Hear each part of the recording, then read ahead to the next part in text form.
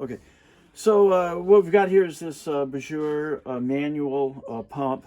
Right now we've resoldered the tank together, soldered the tank back onto the valve body, and sealed the new plug into the bottom using a brand new gasket and a brand new felt in there.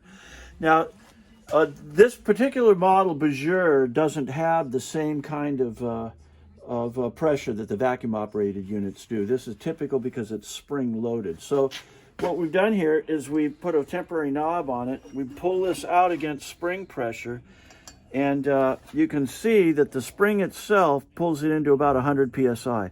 Now, I could actually push on this and force it up to 200 psi. So, you know, if you had a clogged thing or what have you, you could actually push to put more pressure in it. Right now, it's not traveling forward because we're just pushing against the dead end here.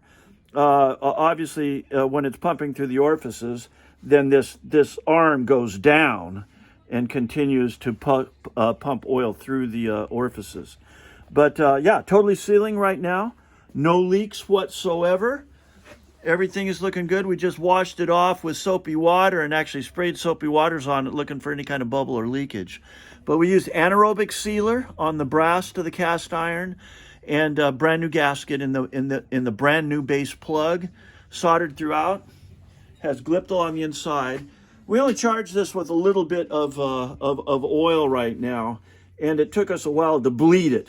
But you'll notice we're still at 100 psi, so it's working absolutely perfectly.